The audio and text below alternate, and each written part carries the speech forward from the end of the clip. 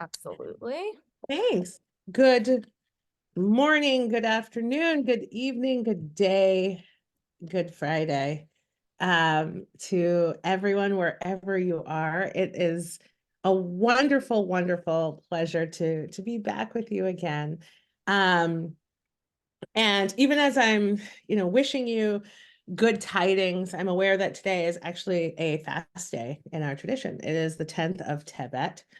It is the time when um about 400 and I want to say 425 BCE, the walls of the city were surrounded, right? And it was as some would say, the beginning of the end of our reign at that time in the land of Israel.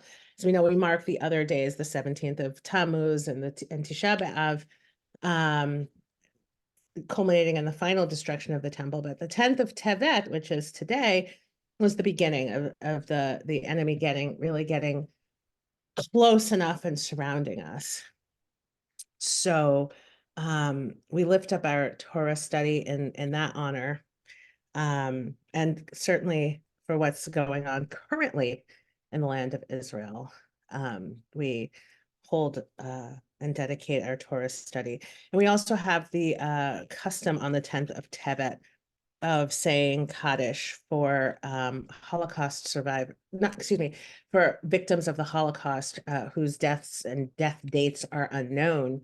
So we also want to send that our learning, our joyous learning, in that memory as well. Deborah, I see you have what to say. You have a question? Your hand is raised, Deborah Green? No?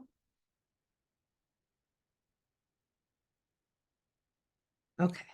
I'll ask Deborah to put her question in the chat. Oh, okay. All right. Um, so yeah, that is where we are on the Jewish calendar, and our intention for today. So let us begin with a blessing, our blessing over Torah study.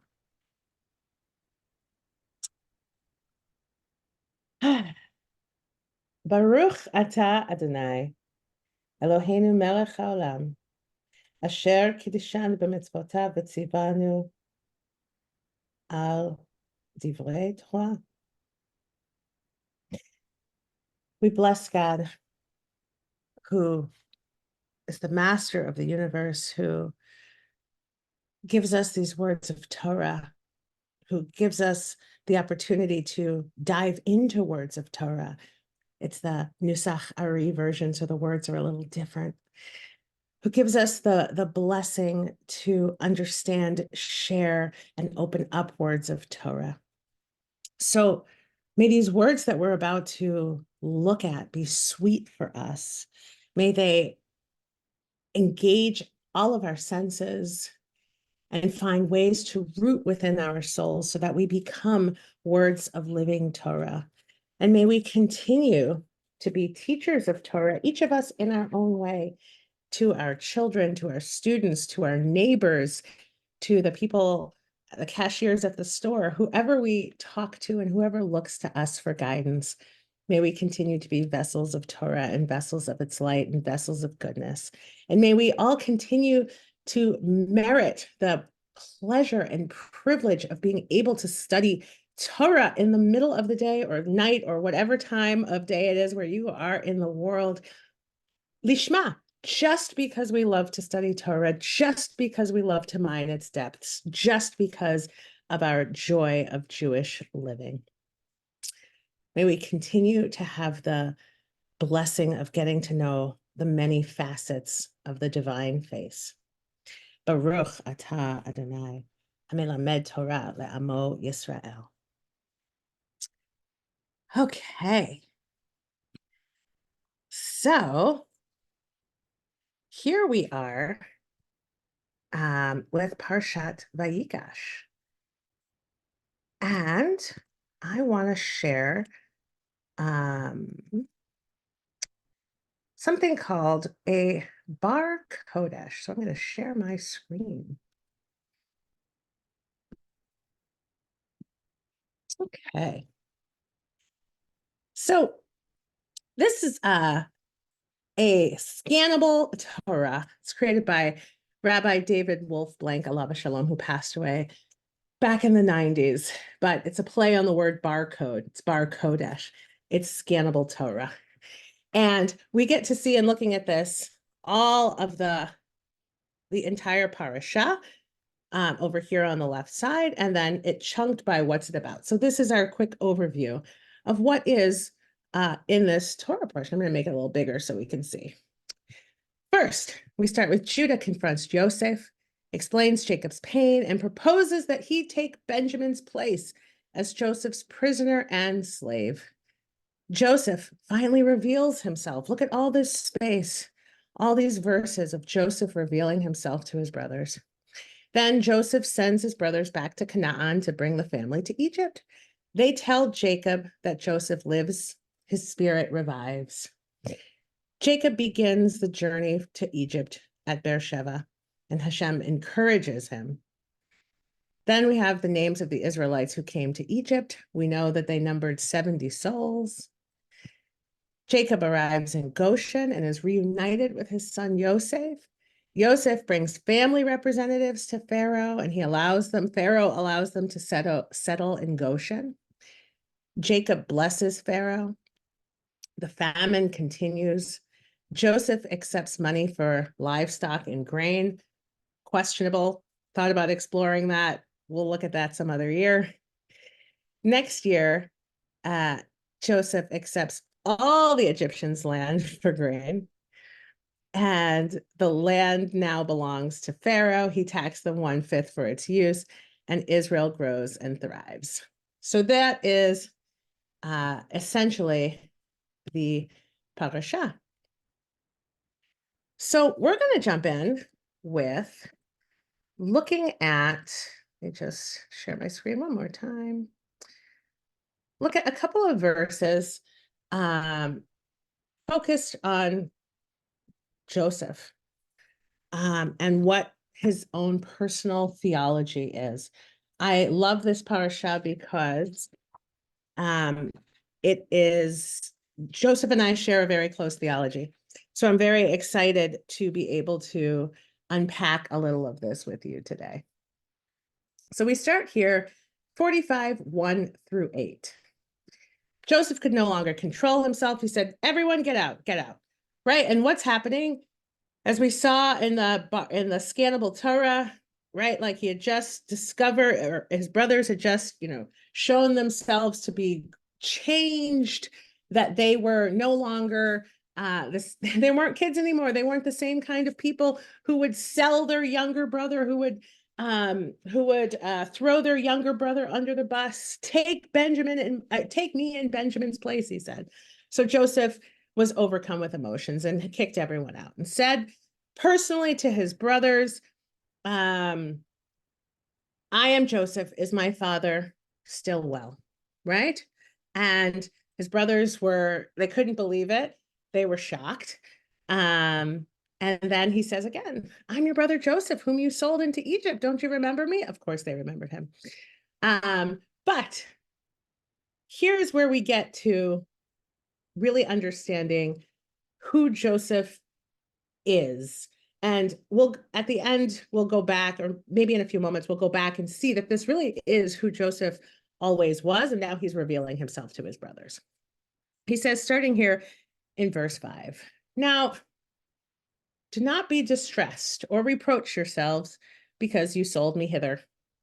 It was to save life that God sent me ahead of you.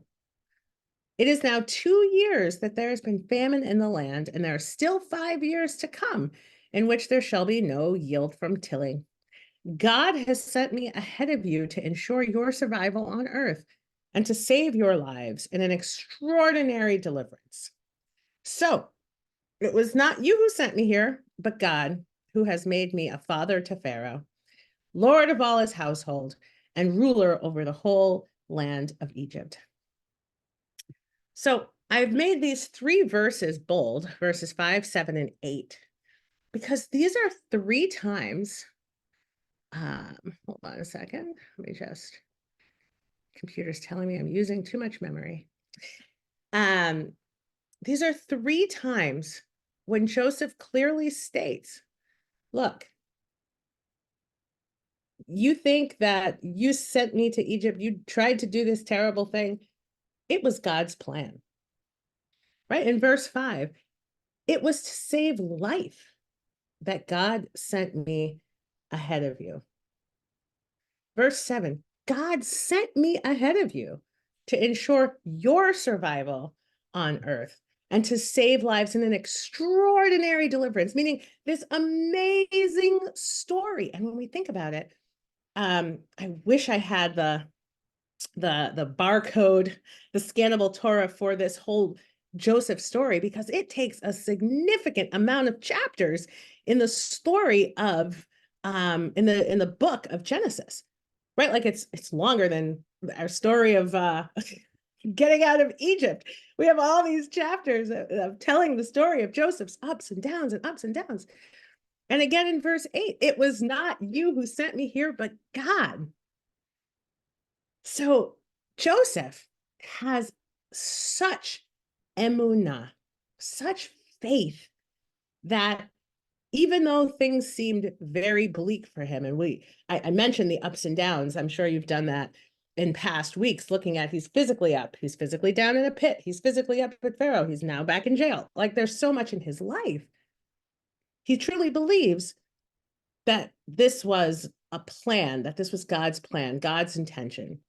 So even though his brothers set out to do this evil thing, which we will see at near our end, but it comes from next week's Torah portion by Yechi, even though they set out to do evil, it was for good. We continue just a little bit further. So now Joseph's alive. Yay, they're reunited. Bring my father to me. So they go back. The sons of Israel did so. Joseph gave them provisions for the road, gave them clothing, gave them food, gave Benjamin a little extra, sent gifts to his father. And verse 24, it says, as he sent his brothers off on their way, he told them, don't be quarrelsome on the way. Right? Like, don't argue. Because, of course, we imagine they get on the way, they're a little further out. It's like, well, you're the one who wanted to sell Joseph anyways. I didn't want to sell Joseph, blah, blah, blah. Right? And like all of this arguing back and forth of who did it, whose fault was it, who didn't stop it, what have you. Joseph says, don't worry about that. Right? And there are some voices in our tradition that say, this is a much longer thought, but the more we argue about what happened in the past, the more distorted it becomes. Because as time goes on, we have our memories, we believe what we believe, our truths become our own. And then what's the point of arguing about it? What's the point of arguing? We're in pretty much different realities at this point. Joseph is saying, also connected to the above text that we just opened, don't be quarrelsome on the way. Don't argue about any of that. Because as I said, it's because God had another plan. This was the plan. Don't argue who should have saved me or who did what or I said what. You all played your part. We all played our part in making this happen. So there's just no sense in arguing about it now. Okay. I think I want to come back to this part. I'm going to come back to the Sfat Emet and jump into my friend Nahum Gamzu. I'm actually going to stop sharing my screen so I can tell you this story, because this is our oral Torah. It's from the Talmud, Ta'anit 21a. If you have the source sheet, it's the citation is there. And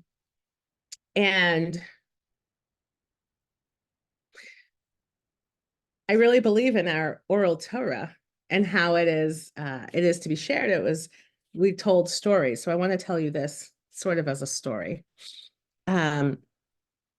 So as I was reading, and looking into Parshat Vayigash, um,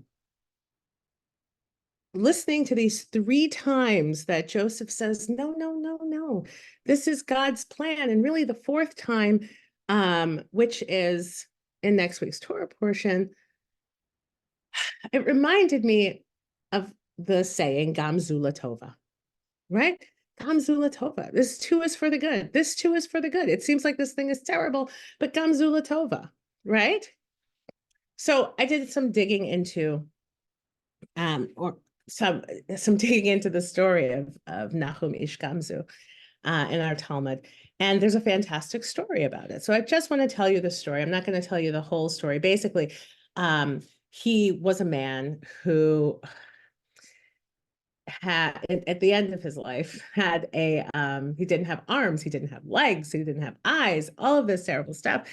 And even though he had all these terrible things, people said, what happened to you? This is terrible. He said, I brought it all on myself. Let me tell you why.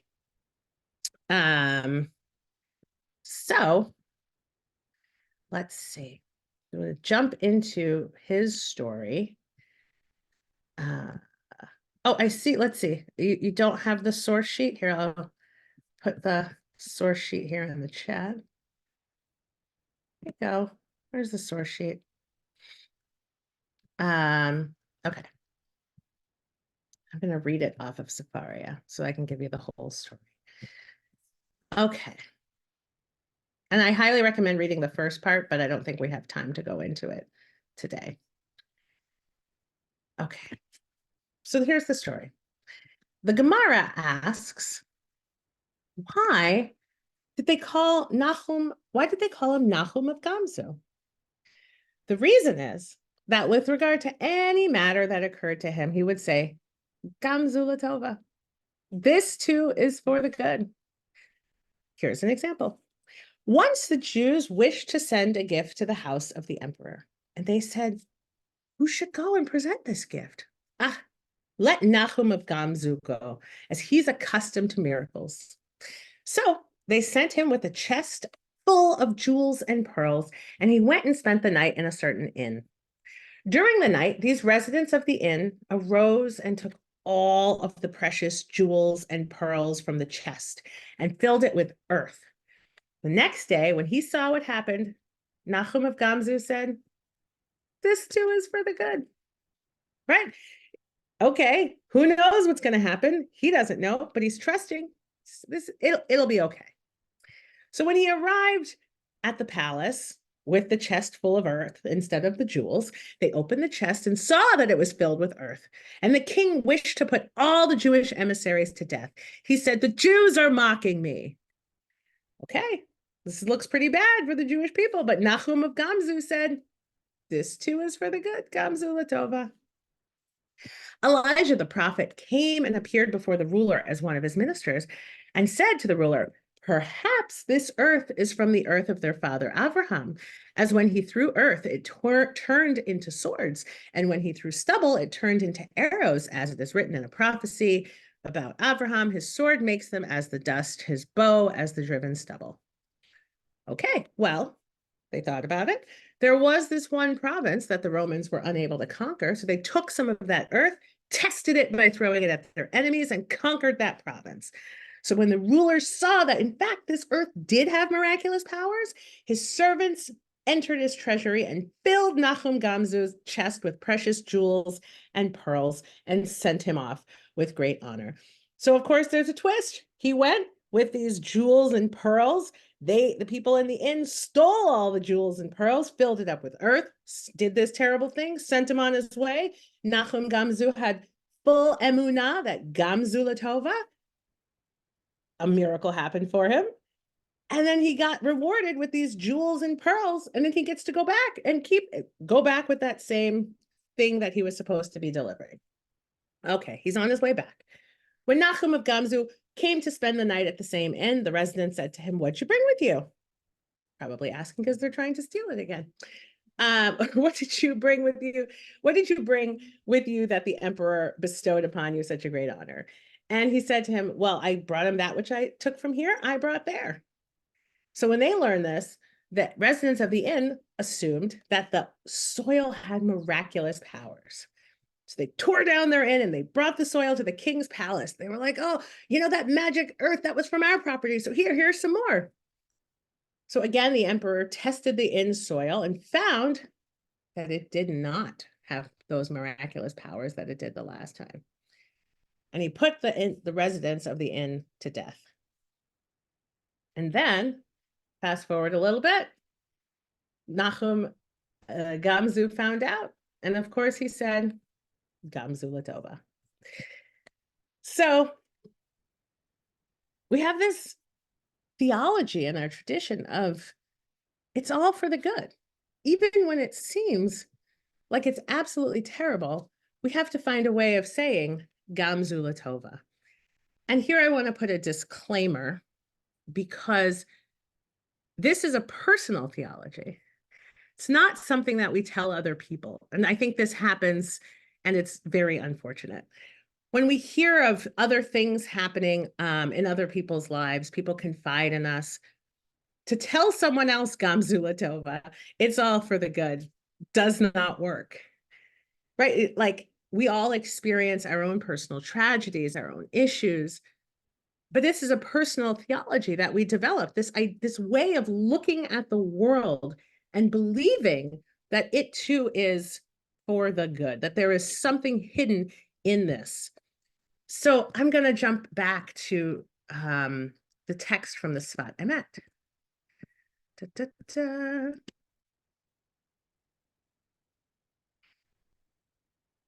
Okay. So right before this, Judah says to Joseph, right, be Adonai, right? Like Adonai is within me.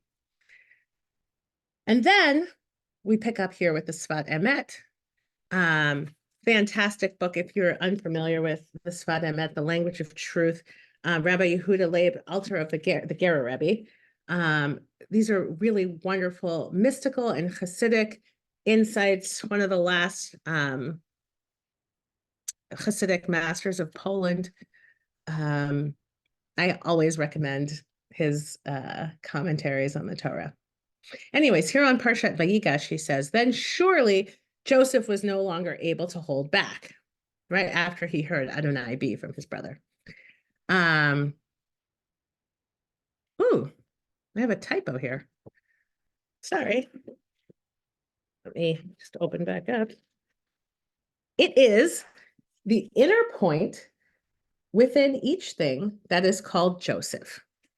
Yosef, meaning more, that extra something. This is hidden only because of our defilement. There is a shell, a klipa, that hides and darkens as though, God forbid, the thing were separate from God. But through humility and true self-negation, the inward becomes revealed, and it is clear that it is your brother. Right? So what are we talking about here?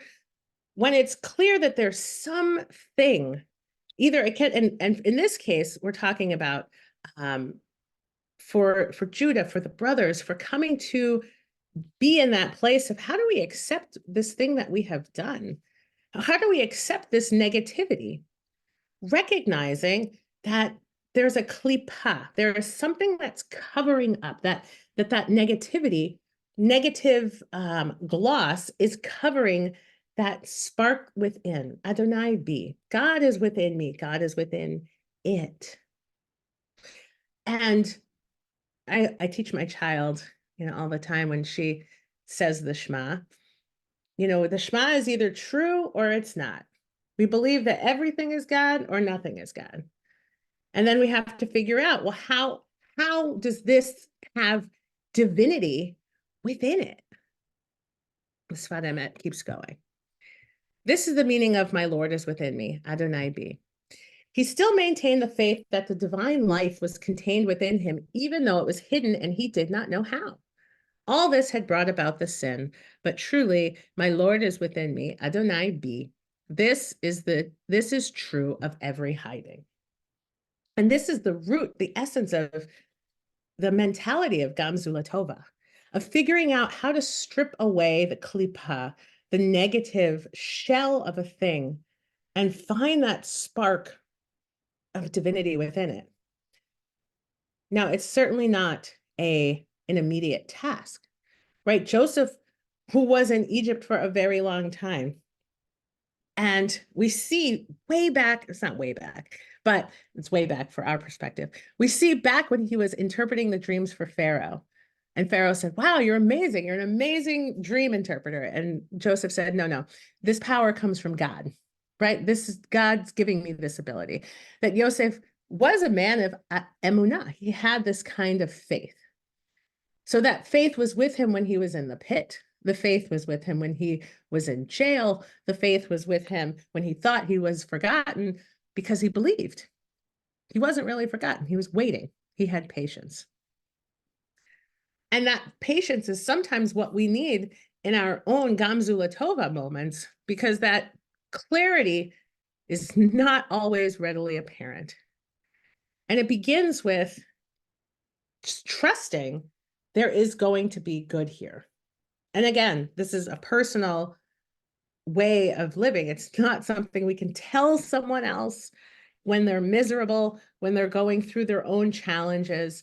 It's something that we can cultivate for ourselves as a way of bringing a Joseph lens to our living. And this is the story of Nachum Gamzu. So I want to fast forward because I think this is truly how Yosef experienced the world. This is from next week's Torah portion, Parshat Vayechi. Jacob just died. And you'd think that his brothers would have learned their lesson, learned how kind and caring their brother was, sent them back up, gave them, food and provisions and all of these things. They live in the land, they live in Goshen, they're all well cared for, but they're still feeling that guilt, right? They're still holding on to, we know we did something wrong.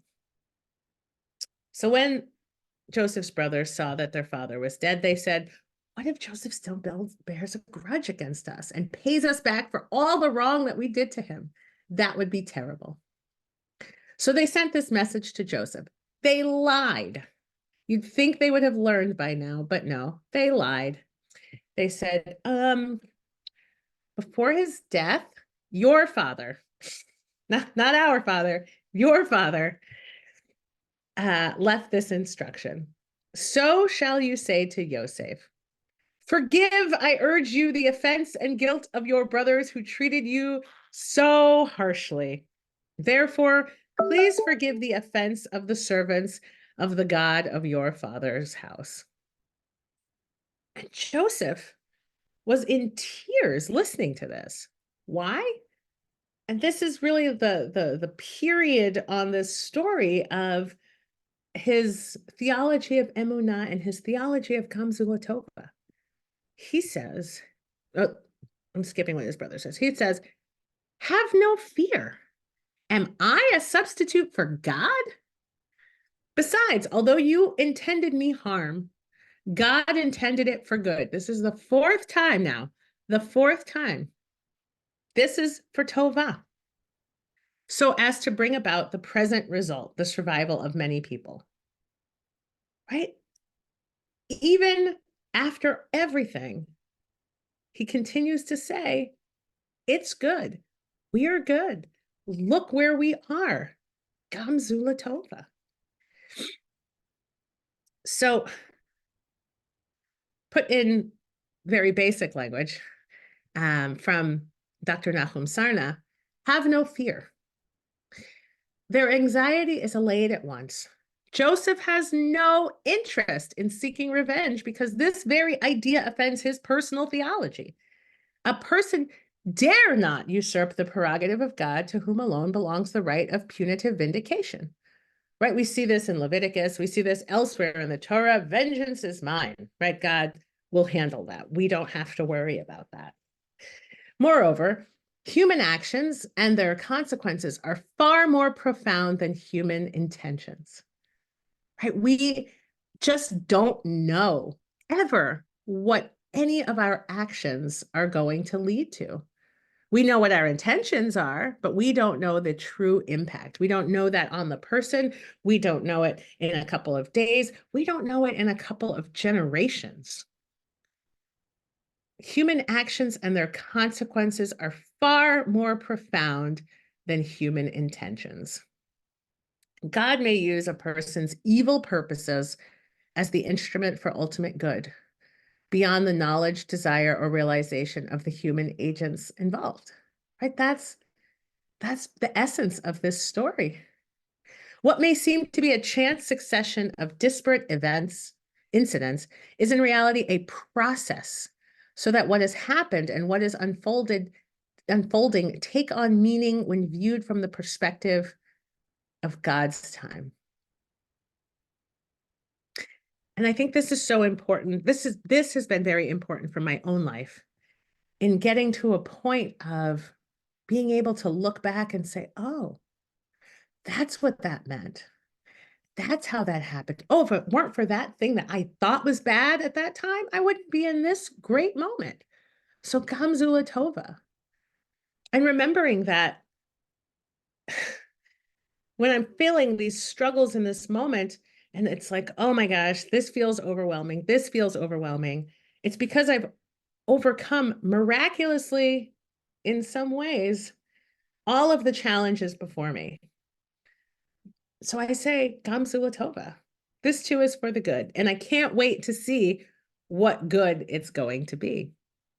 I don't know. So I think I'm going to stop sharing my screen here, and just I think I just want to open it up for thoughts about Yosef, Gamzula Tova. We have about five minutes, a little time. Yeah, if you have thoughts, questions.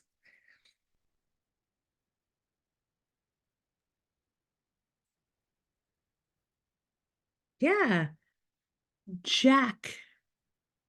Just unmute, okay?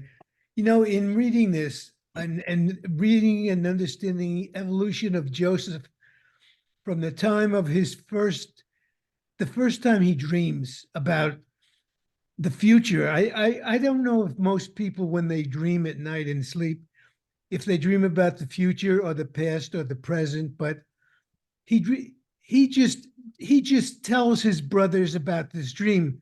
I don't think personally he pictures himself as the center of this dream. His evolution comes about when he's in prison, when he starts to explain the dreams of others rather than himself.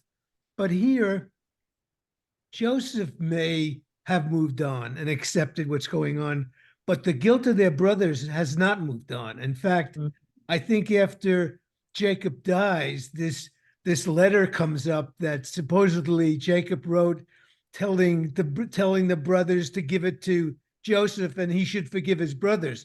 That doesn't sound like Jacob to me. That sounds like possibly the brothers made that story up, because their guilt is a lot more difficult to overcome than Joseph's forgiveness of them. 100%. And it is. They made that up. And it's interesting though that you said it doesn't sound like Jacob, because the same thing happened with Jacob and Esau. Right. When Jacob went back to his brother, and Esau basically said, Gamzilla Tova, right? Like, I'm all good. I have everything I need. God took care of me. But Jacob was so worried about his own guilt of what he had done when he was younger. So it's funny, it could sound like Jacob, but in this instance, it was not. It was, you're right, the voice of his brothers worrying and not being able to forgive themselves.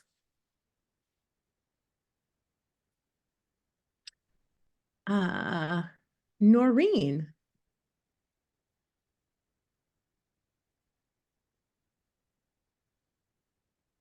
Rabbi Sachs calls this idea of Jacob's reframing. He says you can't change the past, but if you you can't change the circumstances, but you can change the way you see these circumstances. And if you change the way you think about the past, you can change the future. And you can reinterpret the significance and the meaning of the past events so that it allows you to move on. And he calls that reframing. Yeah. Yeah. And that is a psychological concept of being able to reframe a thing. And we see that again and again in the Torah. Thinking about the end of Deuteronomy, or the beginning, all of Deuteronomy, actually, of Moses telling these stories again and reframing, specifically thinking about when he's telling the story of when he was not allowed into the land, right? He had to make peace with these stories, and some would call it revisionist history. I think we can call it reframing, because this is what he needed to do in order to make peace with himself, with God. And it's a very useful idea for all of us of how do we reframe? How do we look at again? What are the lenses through which we look at the past in order to not be held captive by it and to be able to move on in a healthy way? Thanks for sharing that. Kate. Hi, how are you? First and foremost, Rabbi Barenboim, thank you so much for your insight, and your lessons are wonderful. They are pure delight. And if you don't mind, I would like to address the elephant in the room with the Gamzu Latova. How do I understand that even the horrible events of October 7 brought Israel together and brought a lot of support and a lot of bad stuff and a lot of good stuff in people coming together? But how do you address death in these terms? You know, somebody close to you dying, or young, you know, and innocent lives taken. How do you do Gamzu Latova in this situation? Thank you. That's a great question. And like I said, you know, it's not something, our tradition says this is not something that you put on for someone else, right? And someone wrote, you know, the same, oh, hi, Natasha. Someone put that, you know, this, Natasha said the same thing of the Holocaust. That's right? what And I thought too. Yes. Yeah. Yeah. You know, and it's not something, like I said, this is not something that you can do tomorrow to say Gamzu Latova because da da da da da. It takes history sometimes, and sometimes it's not. Again, it's a personal theology, and it doesn't, you know, doesn't ring true for everyone. There are people who say, you know, the Holocaust was terrible, absolutely, like inexcusable, obviously. But if it weren't for the Holocaust, we wouldn't have the state of Israel. That's not what I'm saying. That's what some people say. And that's how they, you know, they say like, okay, this thing came from this. So there are ways to find a way of finding the divinity in a moment, but it's certainly not. I saw someone, I see the chat kind of going by. Someone said like, sometimes it's too soon. And that's true. It's not for our generation. It's not for the next generation, right? It's for throughout history, because life is long. And that's what Dr. Sarna was saying. When we can see a thing from God's perspective and God's timeline, again, that doesn't, you know, that brings back Kate. So, you know, so then God is ordaining these terrible things, right? Like, how do we still have to grapple with those things. And perhaps that's not something, you know, in our time that we can say Gamzu Latova to, but yeah. Thank you. Sure. Noah. Yes, hello. Thank you very much for having me today. And I just want to speak quickly about the overall brother companionship in the book of Genesis. Throughout the entire book of Genesis, we see that brothers are almost never together. The first two children had outside the Garden of Eden, Cain and Abel. Immediately, the oldest kills the younger. Immediately. And then after that, our very first forefather, first patriarch, Abraham, his two children are separated from an early age, and they only see each other after their father's dead. They do not have hate for each other, but they're able to reunion, which is good. And the next generation right after that, Isaac's children, well, Jacob and Esau. Esau tries to outright kill his brother for stealing from him. Probably one of the worst examples of brotherly hatred in the Bible. And finally, the generation of this parsha, Jacob's 12 children, we see that at first their hatred grows and grows and grows for each other, and then finally they can't hold it in anymore. They just act out and throw Joseph to the pit, and eventually just sell him off. Eventually, they do repent and they do come back and forgive each other, as we see, which is amazing. That instead of burying the hatchet like Esau and Jacob did, they knew where the hatchet was buried still in case a problem ever came back up, but they fully forgave and healed. And finally, their family is able to come together and have a happy ending at Jacob's funeral. I just think that's what I like to see in the book of Genesis, the book of brothers, I like to call it myself. I want to add to what you just said in that first pair of brothers, Cain says to God, "Am I my brother's keeper?" Exactly. And here in this parasha, Judah answers the question, yes. Yes, I am my brother's keeper. Exactly. Right. And so it's like, it is a tikkun on that moment, right? It is a repair on that exact moment.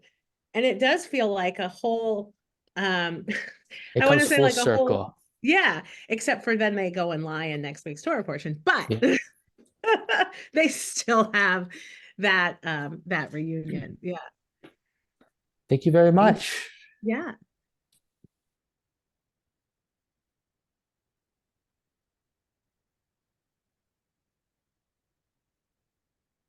Jack, I see your hand up once again. Do you want to add to your question quickly? I would, one of the major movements in the Torah, as I see it, is family dysfunction throughout the whole Torah, and that's part of our lives.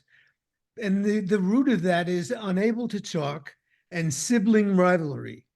Sibling rivalry brought about by parents who favor one child over another. Here, this breaks through when Judah comes to Joseph and talks to him honestly from his heart. That's when Joseph really breaks down and realizes the fact that they haven't spoken since they didn't even speak when they were kids, because Joseph was separated off from Leah's children versus Joseph's mother. And as a result, once they start to talk and they break down the barrier of that, can anything be resolved? And I think that's part of the teaching of this part of the of this lesson in this parsha. Yeah. See, we have lots of hands left, and I think it just goes to show that this is a very plot-heavy parsha, and Rabbi Tiferet's teaching elicited a lot of questions and thoughts, and we are really thrilled to have her Torah back in the My Jewish Learning space, and I look forward to finding more dates to have you, Rabbi. But we are at time. Would you leave us with a closing thought before we head into Shabbat? Yeah. Oh, wow. What a great Shabbat.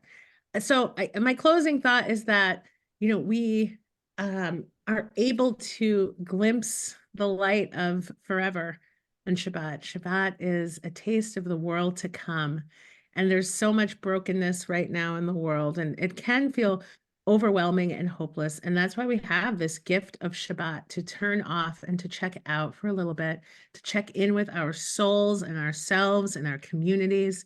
So I just wish us all the ability to do that, to lean on each other as brothers, sisters, siblings of the divine, and that we all enjoy a Shabbat Shalom. Shabbat Shalom. Thank you so much. Shabbat Shalom, everyone.